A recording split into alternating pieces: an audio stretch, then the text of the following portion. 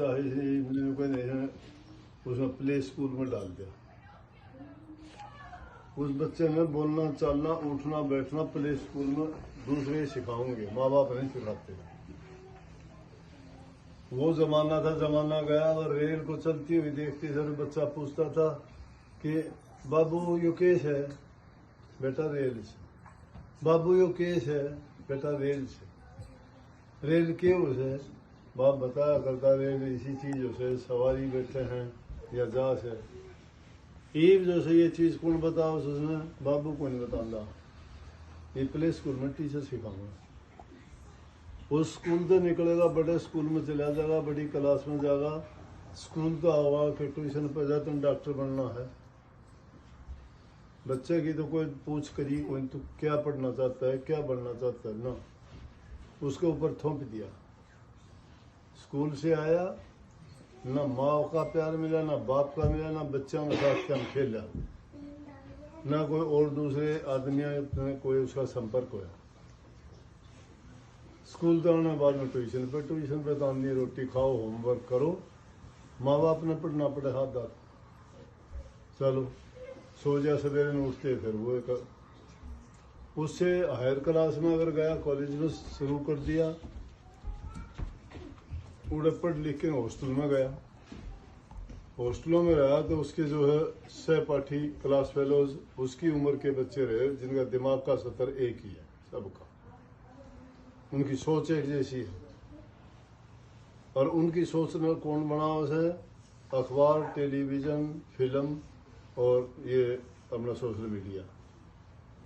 अपना time pass करने को क्या करें? आज हिंदुस्तान में अगर देखोगे घर में ये हालत से 5 आदमी अगर बैठे हैं ना घर में, कोई काम नहीं से 500 के हाथ में फोन है, सारे अपना अपना काम करने लगे। कोई उसमें फिल्म देखे से, कोई उसमें खबर देखे है, कोई उसमें जो नाटक देखे, कोई उसमें और कुछ करे है, सब अलग अलग, कोई एक दूसरे से बात ही नहीं करता।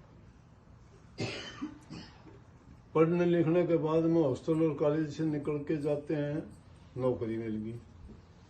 शादी अव्वल तो उनकी पहचान जान पहचान की आप पे कर ली, ना उनका कस्टम देखे, ना रीति रिवाज देखे, ना जाति धर्म देखा। वो अलग सभ्यता में पड़े पोसे, वो उसमें अलग, उनने अपना ढंग से कर ली।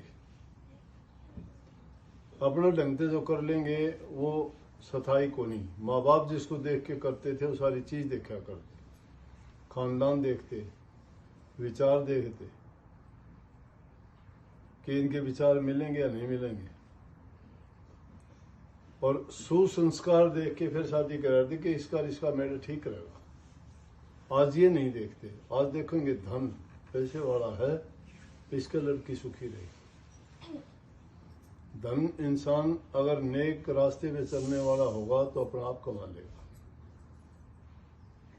अपने शास्त्रों में कहिए, पूत सपूत धन क्यों संची, पूत कपूत धन क्यों संची।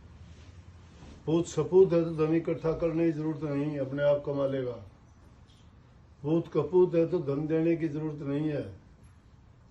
अगर दो भी के तो सारा इकट्ठा करे लगा के लगा होगा, जुआ खेलेगा और बुरे रास्ते पे जाएगा। क्यों? उसे कीमत नहीं समझी। कीमत वो समझेगा जिसने मेहनत करके पैसा कमाया। पूरे दिन शादी हो जाएगी, अपना घर बसा लेंगे, माँ बाप का घर याद नहीं, रिश्ता याद नहीं, कौन तेरा मामा है, कौन तेरा चाचा है, कौन तेरा फूफा है। सामाजिकता नहीं है उन बच्चों में, क्यों मिले ही नहीं कभी। माँ बाप भी पराये हो गए। अगर कभी माँ बाप रिटायर होके बुढ़ापे में चलो बच्चों के पास चलते हैं, वो डॉक्टर है, वो जज है, इंजीनियर है, वो आर्मी में है या पुलिस में है, वहां जाके देखते घर का माहौल ये मिलेगा, लड़की भी काम करने वाली, आदमी भी काम करने वाला। सुबह दोनों के दोनों घर के ताला लगा के चले जाते हैं, एक डबिया में रोटी डाल के, और अवध को वो भी कौन डाल के लेके जाओ। फिर माँ बाप मिलने जाएंगे, माँ बाप ने कहेंगे कि ये घर से ये रसोई है, खाना खाना हो तो अपना बना लियो, हम तो अपने काम पर जा रहे नौकरी में।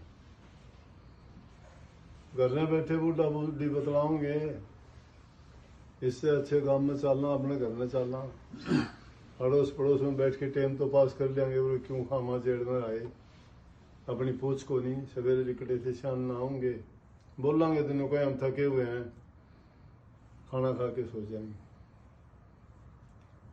तो अनइनवाइटेड गेस्ट हो जाते हैं पेरेंट्स। कितने दिन रुक पाएंगे उनके पास में?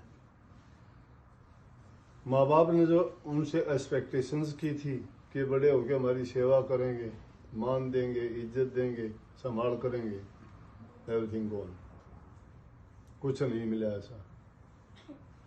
उनके पास फिर पछतावा हो गया कि हमने बहुत गलत कर दिया, अपने को पराया बना दिया। ये मैंने पिक्चर पेश की है जमाने की, मैं नहीं कहता ये। यही बात है कि नहीं सूरज? इस कारण से उनका कोई जुड़ाव होता ही नहीं, किसी से नहीं होता। अपने भी उनके परायों जैसा व्यवहार करते हैं उनसे, कुछ नहीं बचा उसके पास। उनके पालने में जवानी खो दी, उनके लिए कमा के न अपना शरीर खो दिया। जो अच्छा वक्त था वो उसने गुजार दिया। अब बुढ़ापे की उम्र उसको कोई संभालने वाला नहीं। इसलिए हमारे संस्कार बहुत अच्छे थे, उल्टे सीधे कामों में लग जाते हैं। अवल तो माँ बाप को ये कह देते हैं हम तो खाना खा के आए हैं, बाहर ही खा लिया था हमने, तुम अपना बना के खा लो अगर भूख हो। वो सोचे कि चलो आएंगे। एक आदमी अपना इंडिया का उरा आया, उसका लड़का था, उस लड़के के 2 बच्चे। मैं आया था तो कहने लगा जी एक दिन हमारे घर भी आ जाओ। मैं चल भाई आएंगे वहां। मैं साथ नरेश था, चले गए, जाके घर बैठे। वहां पूछने लग गया, वो वकील था। मैं क्या हाल था? नाड़ी लाए, बोला बात की। लड़का अच्छी नौकरी करता है, पढ़ा लिखा, उसकी बहू अच्छी नौकरी करती है, पढ़ी लिखी। उनका एक लड़का एक लड़की दोनों शायद यूनिवर्सिटी में जाया करते हो। एक तो वाटरलू यूनिवर्सिटी में, एक कोई और कहीं या वहीं था, पता नहीं। बहुत अच्छा मकान, बोला मकान देखो, ये देखो, वो देखो। हम दोनों बैठ के, वो दोनों पति पत्नी बैठ गए। ना बहू आई, ना लड़का आया, ना बच्चे आए। आदमी कहने लग गया, बोलिया कि जब ये पढ़िया करते मेरे हमारी जो है इनमें 8 टन पड़ गए, इन खातर घी दूध की डोली ले जाते ले जाते। बोलिया मैंने किस लिए ये काम कराया था? बोलिया आए मनोरे 8 महीने हो गए, 8 महीने हमने 4 आदमी हैं घर के इकट्ठे बैठ के कभी रोटी नहीं खाई। क्या कराया? मैंने पाप कमा लिया। लड़के का गए बने, के जवाब दूं, के कहूं, के समझाऊं?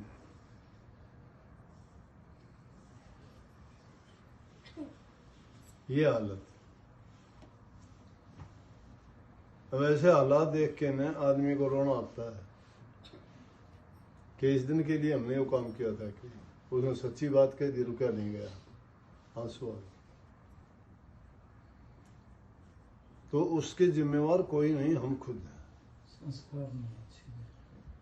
अपने संतान को जो संस्कार नहीं दे पाता, हम समझो बर्बाद कर दिया। धन ना दो बच्चों को,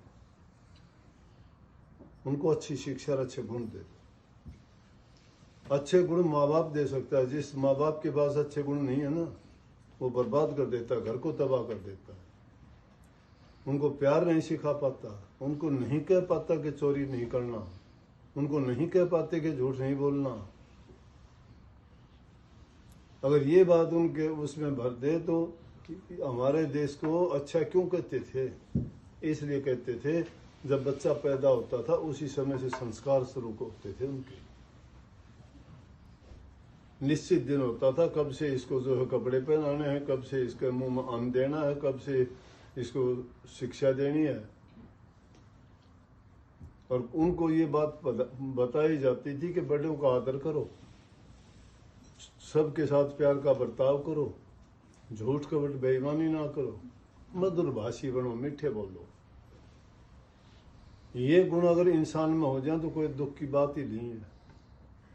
अब तो प्यार से कोई बोलना ही नहीं जानता, प्यार की भाषा नहीं समझता, प्यार है क्या। इसीलिए संतों ने भी कही कि मूर्ख के समझाओते ज्ञान गांठ खाजा, कोयला ना होशी उजड़ा सोमन साबन ला।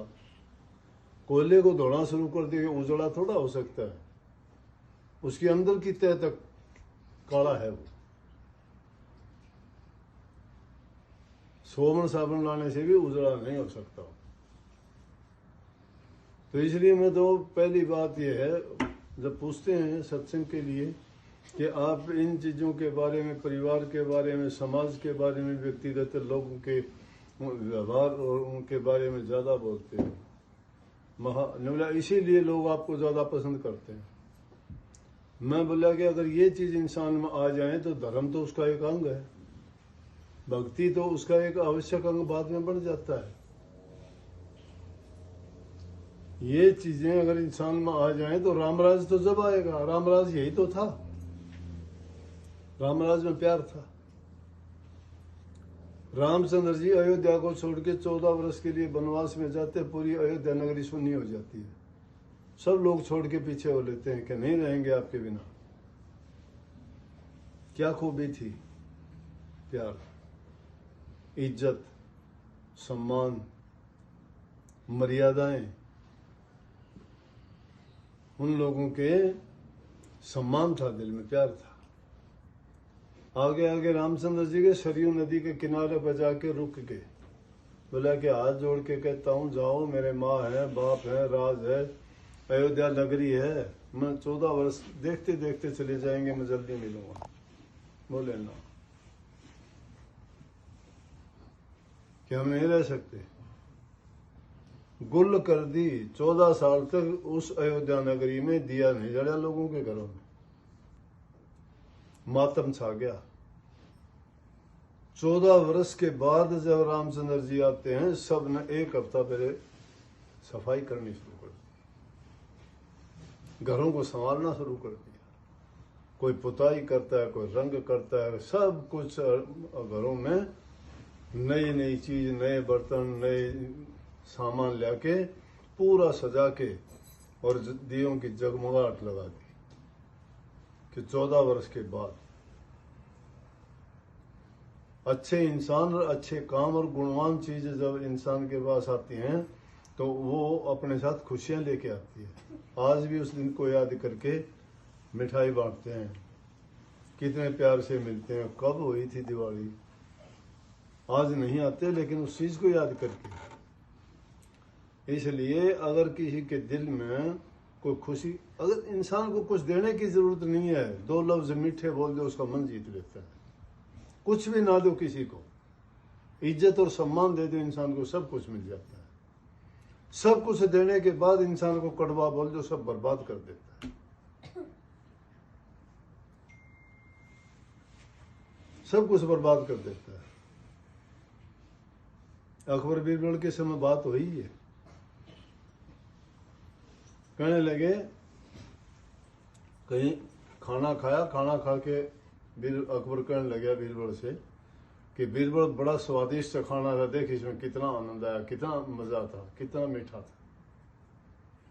बीरबल बोला, जी इसमें वो आनंद और खुशी नहीं थी, वो तो इनके बर्ताव में, उनके बोलचाल का मिठास था, ये भोजन का मिठास है। बोले हमेशा ही तो ऐसी बात करता है।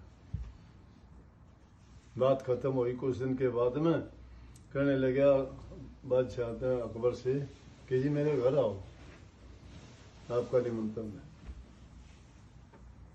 अकबर गया खाना खाने के लिए, बहुत अच्छा भोजन बनवाया, बहुत स्वादिष्ट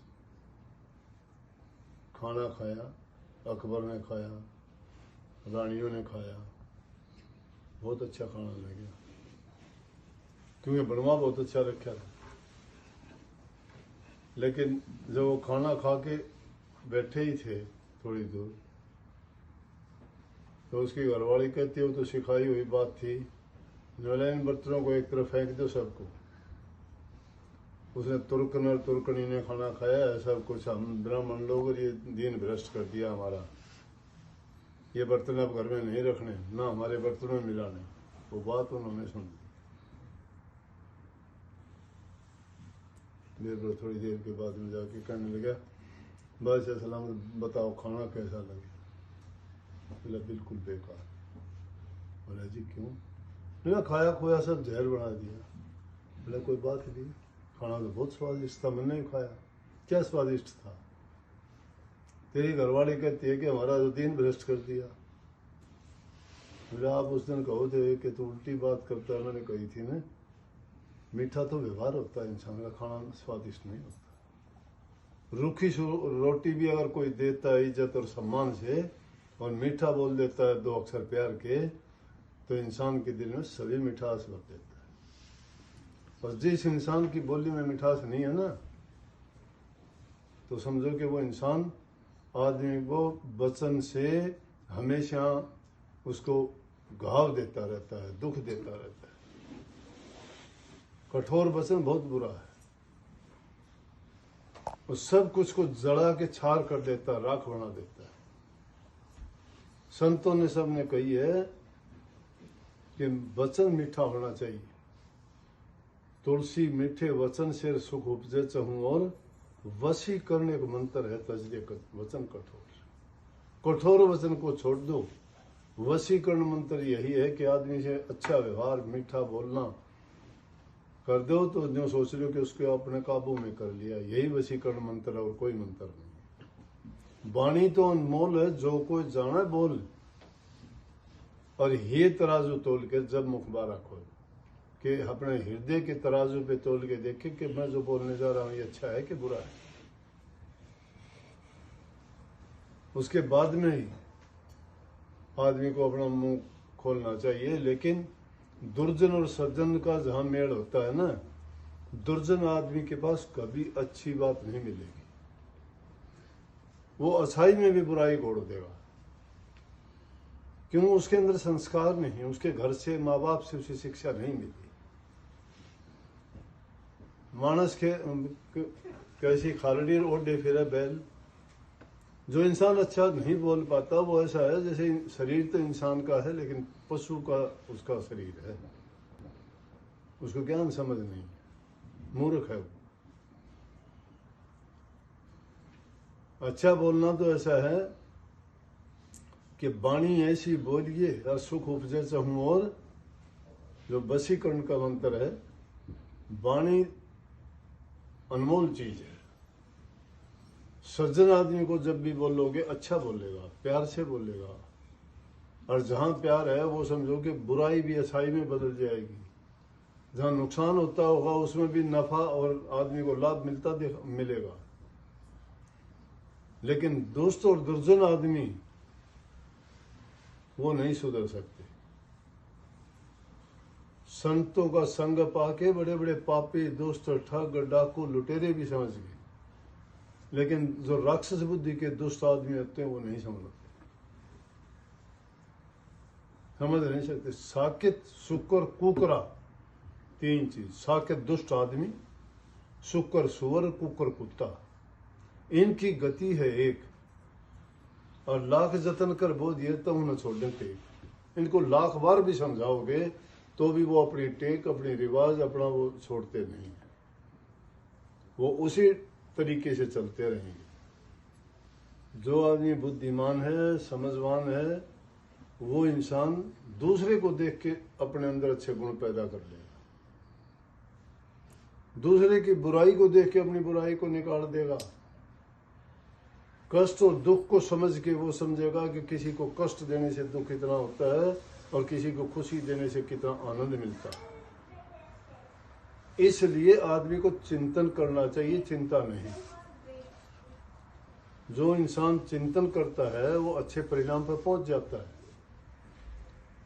उसके लिए सबसे उत्तम चीज है महापुरुषों का संग, इसको सत्संग कहते हैं। उसमें कभी हानि नहीं होती इंसान की, जीवन को बदल देता है इंसान का संग। जो मन वचन और कर्म से संतों का संग में सच्चाई के साथ आता है वो इंसान निश्चित रूप से अपने जीवन को सुधार लेता है, अपने कर्मों से सुधार लेता है। खोटे और बुरे कर्म हैं तो उसके परिणाम से बच जाता है और अपने भविष्य के लिए अपने जीवन को बना लेता है। संसार के पदार्थ किसी के साथ नहीं जाते, किसी के ज़्यादा है वो ज़्यादा छोड़ जाएगा, जिसके बाद नहीं है वो भी वैसा ही जाएगा। यहाँ तो एक लंगोटी भी नहीं छोड़ते मरते वक्त। थोड़ी सी मिट्टी बनेगी, मोटा शरीर होगा थोड़ी ज़्यादा बन जाएगी, कमज़ोर शरीर होगा उसकी कम बन जाएगी।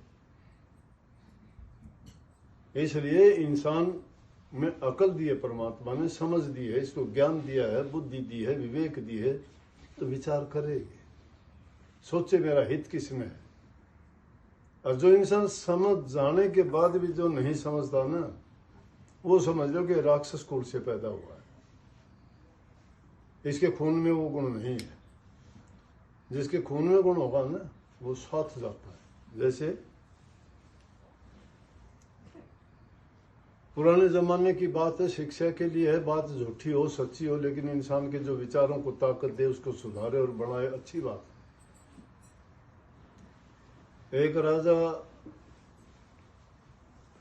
की लड़की और एक वजीर के लड़के के साथ में उसकी बात होगी और वो रात को घर छोड़ के चल दिए दोनों।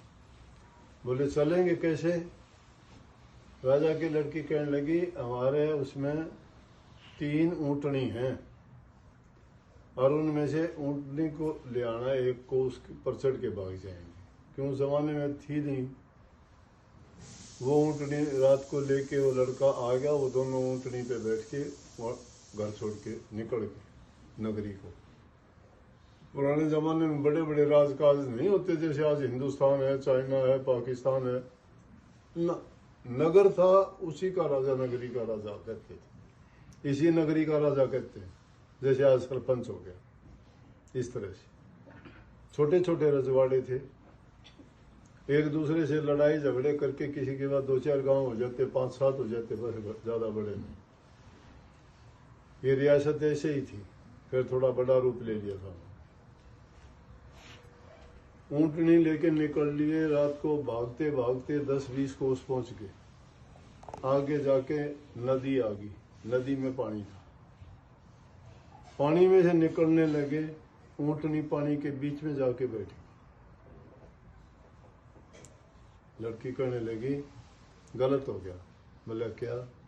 बोला नदी के पार हम नहीं जा सकते। मेरा बात क्या? बोले जो ऊँटनी है इसकी नानी में ये आदत थी कि वो पानी में बैठ जाती थी, फिर उठती नहीं थी। एक विचार आ गया, एक ही वचन इंसान के जीवन को बदल देता है। लड़के ने सोचा जब तीसरी पीढ़ी में आके ये गुण इसमें है, नानी में जो अवगुण था वो तीसरी पीढ़ी में भी आया है, तो आज जिस लड़की को लेके तू भाग रहा है, कल को इसकी संतान होगी वो भागेगी। बोला कि आजा चल, उल्टे चला, दूसरी लेके आएंगे। नगरी में जाकर कहने लगे तू तेरे घर जा, मैं मेरे घर जाऊँ। बोली क्यों, क्या बात हो गई? बस बोला बात थी ना, वह ऊँटनी से बता दिया। तो इंसान चाहे कितनी पीढ़ियां बीत जाए, जिसको अच्छे संस्कार, जिसकी रगों में अच्छा खून नहीं होता, वो इंसान सुधरता नहीं कभी। और नेक इंसान से कभी धोखा नहीं होगा, चाहे उसके अंदर वो गरीबी आ जाए, चाहे कोई और दुख तकलीफ आ जाए, वो जिसके अंदर, जिसके खून में विशालता है, दया है, दीनता है, धर्म है, वो इंसान कभी धोखा नहीं देगा किसी। जिस इंसान के अंदर रगों में खून सही नहीं है ना, वो आदमी कभी सच्चा और अच्छा गुजरेगा नहीं।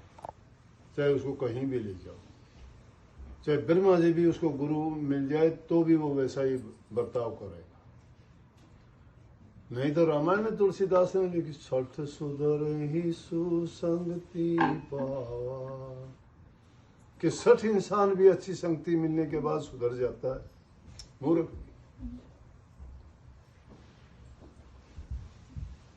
ये बात है। इस हालात को पैदा किसने किया? लालच ने।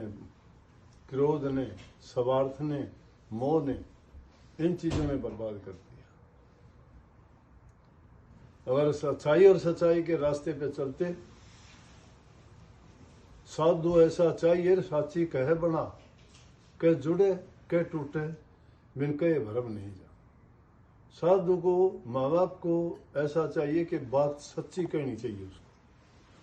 टूटती हो तो टूट जाओ, दबा खराबा करता है। आज जो बात बुरी लगती है, नहीं तो वो और ज्यादा दबाओगे किसी बात को, आगे और ज्यादा नासूर बन जाएगा, ज्वालामुखी की तरफ फटेगा, सब बर्बाद कर देगा।